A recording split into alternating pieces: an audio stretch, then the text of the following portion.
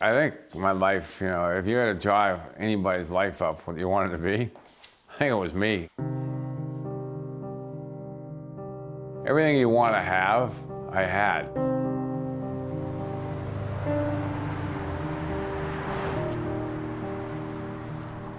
The second you met him, you immediately liked him. Just a great guy. The best guy in the world.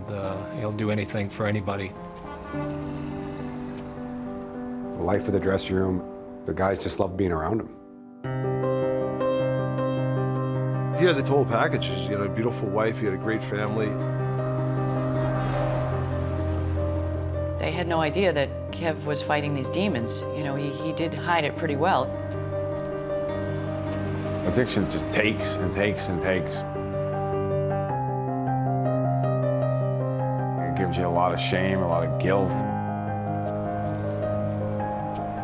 When I'm in that addiction part of it, it's really, really hard to get out of it.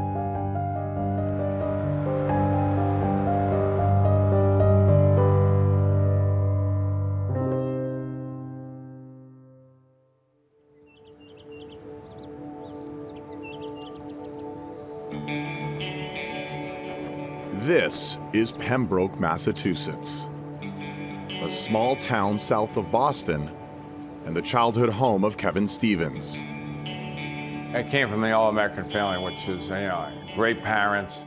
I had 2 older sisters, very supportive of everything I did. I was one of these guys that played baseball, hockey, and football. All I did was play sports. Growing up, my life was pretty much, the way you wanted to be as a young little kid. By the time we could walk, we could hit, we could pitch, we could throw.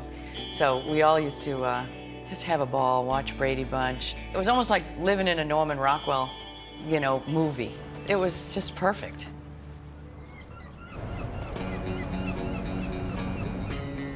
Stevens excelled at hockey. His talent on the ice led to a full scholarship at the school he had always dreamed of attending, Boston College. Across the Leafs moving in. His shot kicked out. Rebound, Stevens scores! Stevens became a collegiate star, but that was just the beginning. He shoots and scores! The hat trick for Kevin Stevens. I was kind of like in awe of those guys, and to get out there with them, it's pretty amazing. It's one of those things where you don't really believe you're out there. You're kind of pinching yourself. Well, I think he was one of the best, if not the best, left winger, power forward for a few years. He dominated. I mean, he's 6'3", 235 pounds, 245 pounds. That could absolutely fly. On in front, Stevens scores! There weren't too many as big, as powerful, as strong, but he was the prototypical at his prime. That was a dream come true. It was, it's just something that kind of just rolled. It was the most amazing thing. The Stanley Cup has come to the city of Pittsburgh. Look at Kevin Stevens. What a playoff year he had. One of the reasons why the Penguins are here. Kevin was the heartbeat of the team. Mario's a very even-keel, reserved guy, and he loved Kevin because Kevin would say stuff that Mario wanted to say, but sometimes Mario didn't want to say it, so Kevin would do it. He was the party of the room every game. He made it fun for everybody to come to the rink. I've heard Kevin say this before. He said, if you wanted to be anybody, you wanted to be me. He said, I had it all. Christ, we were young then. It was nice. Well, things changed quick.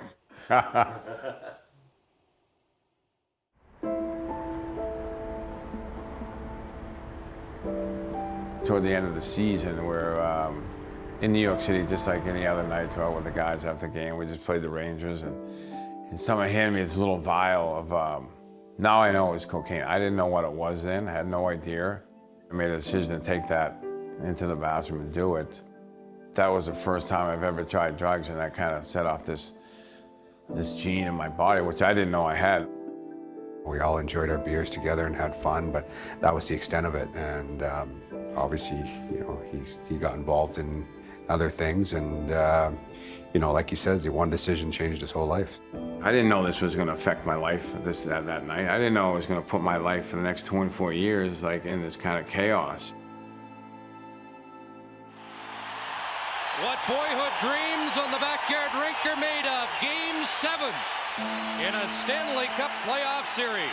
It was Game 7. It was against the Islanders, and I was coming out of the penalty box, and I hit Rich Pilon, and I kind of smashed heads with him. And there's a big collision at the whistle. It was out of my feet, so I couldn't really. I hit the ice, and I went right into with my forehead and kind of broke all the bones in my forehead because I couldn't put my hands on it because it was out when I hit Pilon. And it's Stevens who's loading it up. He isn't getting up at all. I was on the ice, and you know, when it happened, I knew right away something was pretty serious. That's not something that I think too much about. It was pretty gruesome.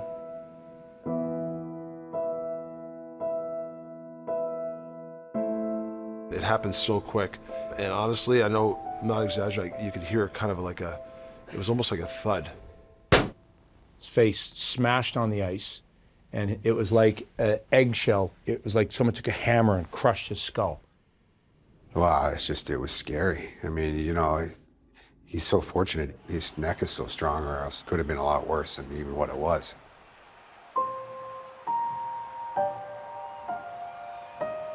It was pretty serious surgery. I had no nose. I had to do all that over again. I had no, and this is all broken hair. It's like kind of like a potato chip stepping. The doctor said like stepping on a potato chip.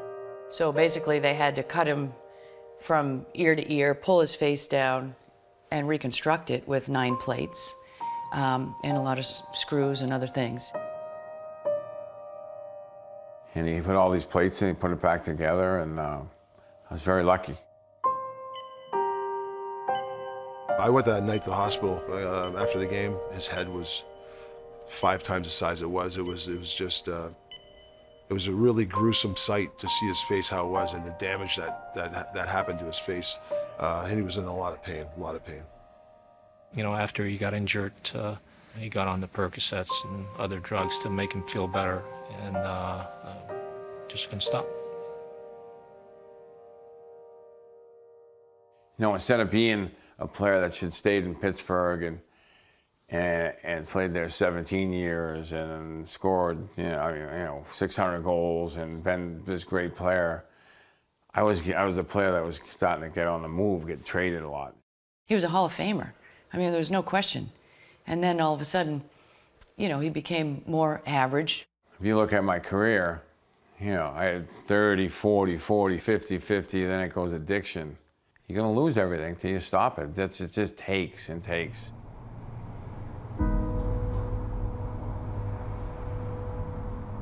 I was playing with the Rangers. I was hurt that day, so kind of like one of those nights where I was by myself, you know, kind of drifting. I went outside and asked the cab driver to kind of take me to find drugs. He took me to the street where I found this girl who was able to find the drugs, you know, and we went back to a hotel and, you know, started doing the drugs, and next thing you know, the cops came and they knocked on the door. You know, you look through the hole there and you see these 3 cops sitting outside there, and it's like, oh my God, you know, that's the first thing, you know. It's terror. New York Ranger left-winger Kevin Stevens is being held in the Collinsville Police Department tonight after being arrested. Stevens is being held without bond, charged with soliciting a prostitute and possession of drug paraphernalia. Mr. Stevens, do you have anything to say? Do you have any comment? He had been out for a considerable amount of time, several hours, smoking crack cocaine. He was cooperative in every way, including, you know, admitting that he had been involved in this and that he'd been smoking the cocaine. Yeah, it was scary. She brought 2 or 3 other people there with her. You with people that are killers, you know. I could have been easily killed that night. That was one of those situations where they were setting something up to, like, you know, probably get robbed and get hurt. You know, I had a lot of money on me, whatever, and I think the cab driver basically saved the day for me, you know, because he came in and told the lady at the front desk to call the cops. The guy's got a gun or something, and, you know, without him going in there and talking to the lady, who knows where I might not be sitting here right now. It was a pretty horrific time for all of us because, you know, this was Kev, the All-American kid. So we're like, what's happened? Something's gone terribly wrong. This can't be true. I had to go to jail for like 3 days and sit there, and real down time in my life, real miserable time. We were hoping that was rock bottom, realistically. We hoped that maybe this would help. You know, obviously it didn't.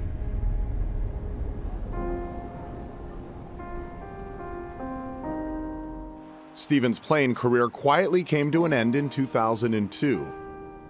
Despite his well-documented problems off the ice, an old friend was still willing to give him a chance as a scout.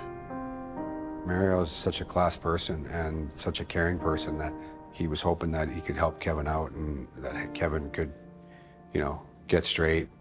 But I couldn't do the job the right way. I couldn't do it, you know, some nights I was fine, but I was very inconsistent, just like this whole addiction thing is. It takes you different routes in different ways.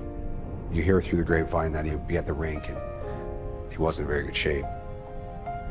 You know, it went on for a few years and then eventually they just couldn't, you know, again, the same thing. They had to take a step back and they had to let him go.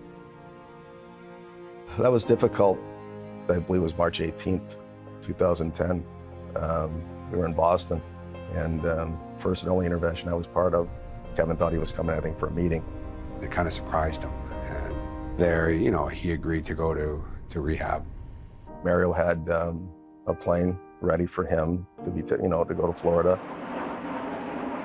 The plane was coming from Pittsburgh to pick him up in Boston. He was going straight to rehab, trying to turn his life around.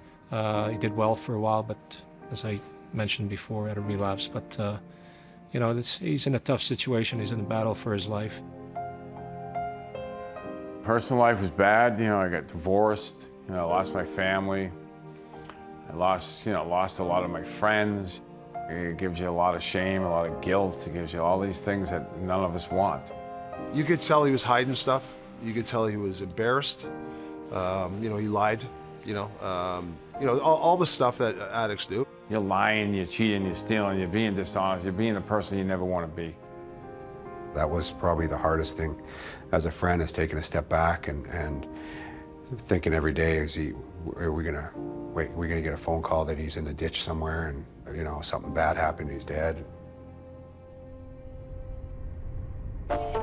In late 2014, that fear almost became a reality. We're driving home and we get a phone call from my mom saying, Kevin's been in an accident. I'm like, what? I think I drifted into the other lane. I got in an accident and ended up breaking my neck and my collarbone. It was a head-on collision. His head again smashed through the windshield and he broke his neck.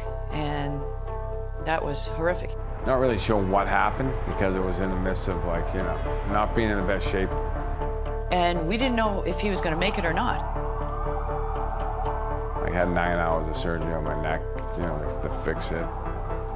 He was in intensive care for over 3 weeks, touch and go, but right back to having to have heavy doses of painkillers.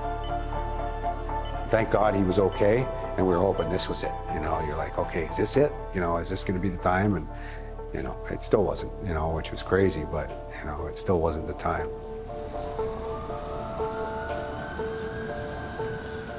Stevens' life had completely spiraled out of control, and the fortune he had built was gone. I think he lost everything. I think he made close to $21 million in his career. And, you know, he should be living in a mansion or, you know, be set up for retirement and so forth, and he's not. You know, he's renting an apartment. You know, he'd have a nice watch or he'd have some memorabilia, maybe even his Stanley Cup rings, and then all of a sudden they'd be gone. I spent millions of dollars doing it. See all these good people that run out of money and they go to heroin, they go to all these things because it just takes and takes and takes till you stop. And if you don't stop, it's going to keep taking till you have nothing. Stevens had fallen so far and for so long, he had forgotten there was a bottom. In the fall of 2015, Kevin met with a friend to obtain prescription pills. He didn't know he was being watched by the FBI. When I got the phone call, it was Kevin's girlfriend, and she just was hysterical, saying, they took him, they took him, they took him. And I'm like, who? Kevin, they took him. I'm like, well, who took him? The FBI. Kevin Stevens is facing federal drug charges in Massachusetts. Police say Stevens was in possession and conspiring to sell oxycodone. you know, 15 FBI agents just pounded the door down and dragged Kevin out of bed and cuffed him and took him away. It was a federal offense, you know, a federal case that was built up through a bunch of different people, and, you know, it kind of came down to the end to me. Obviously, they wiretap phones and they hear us talking about things, and being in that world, I was just, you know, doing what everybody else does, but, you know, obviously I was doing something wrong. I paid the price for it. I went down to visit him at a detention center in Rhode Island, which is not a very nice place. Gang members, drug dealers, not a nice place. And Kevin, I would describe as really being in a bad place. I mean, when he looked bad physically, he hadn't slept, clearly stressed out. I mean, I would describe it as somebody who had hit rock bottom for the most part. He was spiraling down and probably was close to ending his own life. When I was in jail, I had 6 days to sit there and what decision I was making. I was going to come out, make a left turn, that keeps going the same way, and go to jail and die. Or I was going to take a right turn and come out and do the things that I was supposed to do. I thank God, even though it was a terrible situation for Kevin to go through, I think he needed to, because that was his rock bottom. That was probably the worst time of my life when that happened, like when someone they kick your door in and you go get arrested. But now I can say it's probably the best thing that ever happened to me because it saved my life.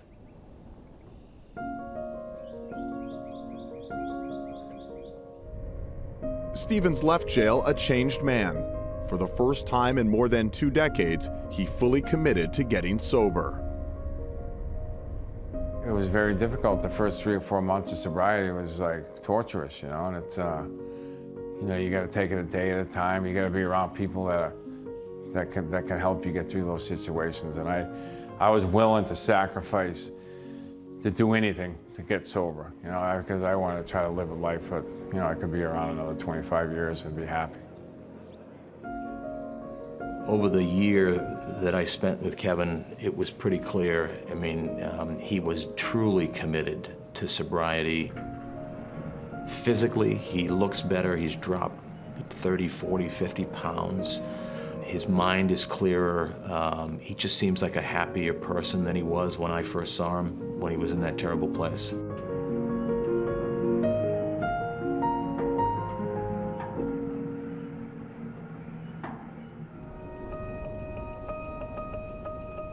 Piece by piece, Stevens was putting his life back together, but he still faced more than a year in prison for his drug offense. The case against him was pretty strong. They had audio recordings of conversations. They had surveillance video and photographs. You had a situation as a lawyer where he did not have a triable case. He was petrified. I think he really thought he was going to go to jail for probably a year or so.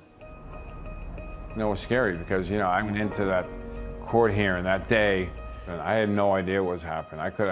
He could have said, okay, yeah, 9 months, and I had to go that day. He was really tense. He couldn't drink, he couldn't eat. He looked very uncomfortable. You could hear a pin drop because when Judge O'Toole started to talk, you would have thought he was going to jail.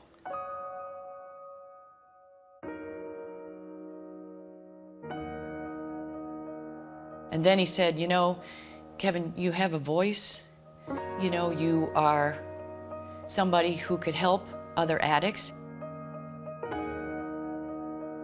This was the product of addiction and the product of head injury by a good person who had turned his life around, and to interrupt that progress that he made would be a huge mistake. And so the judge decided to impose a probationary sentence. $10,000 fine and 3 years probation. And I want you to go out and speak to the community and tell them your story, and they'll have some hope. I'm pleased to introduce former NHL All-Star and 2-time Stanley Cup champion, Kevin Stevens. And I know other friends that have passed and died. Nothing was going to happen. These guys are strong. And that one day, it takes your life. And that's what addiction does. It's very, very, very, very serious right now, and it's very, very scary to a guy like me. You locked in? I hope your door's locked. So, Kev, where are we heading now? We're heading over to Braintree to go to an afternoon meeting, which, which is a big part of my life now. They're really probably number one in my life, because if I don't go to these meetings and I don't be in the right frame of mind, nothing else in my life goes well. So it's very important for me to get to these meetings, because it helped save my life, really. After 15 months of sobriety, family and friends had seen the change in him was real. So much so that his old team decided to give Stevens one more chance as a scout. Mario, he believes everybody deserves another chance, and he loves Kevin like we all do, and he saw the Kevin that we saw. Oh, this kid over here, kind of big kid, he goes to Cornell, pretty good. And I think it's good for him, to be involved with the Pittsburgh Penguins. He's been a big part of our success over the years, and a big part of my success, and anytime I can help, I'll do it. It's funny, it's pretty scary. He still gets the loudest ovation out of anybody, They don't even have to say his name. One of the best things that happened to me since I've been sober. Just feel very comfortable, feel very grateful, very fortunate that I had the chance to have another opportunity there. I'm very lucky.